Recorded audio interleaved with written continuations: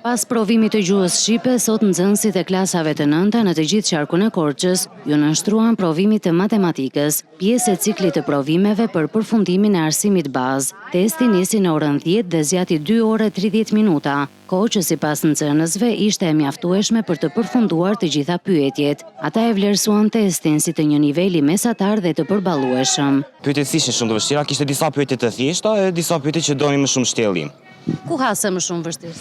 Po në syprina ishte një ushtrim që kishte domethënë kuboidi, kishte syprinë të njëjtë me syprinën e një cilindri. Koha ishte mjaftueshme për të zgjedhur testin? Mjaftueshme ishte, pyetjet me alternativa bëheshin direkt, edhe ato me shtjellim kishin zgjidheshin domethënë. Ndërkohë, provimi i radhës, ke emocione? Në frëngjisht, po kam pak. Provimi shkoi shumë mirë, domethënë unë i bëra të gjitha ushtrimet, të kuptueshme, edhe i zgjidha mirë. Patë vështirësi në ndonjë ushtrim? Jo, unë mundova dhe i bëra të gjitha. Koha ishte mjaftueshme? Po, e mjaftueshme, shumë e mjaftueshme. Tani për provimin e radhës, ke emocione? Jo, s'kam fare. Sa? Po se jam i përgatitur.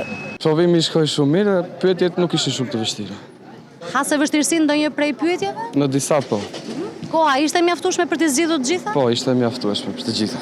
Pyetjet ishin mesatare, nivelin mesatar, shumë i thjeshtë. Arritet i zgjidhje të gjitha apo patë vështirësi ndonjë?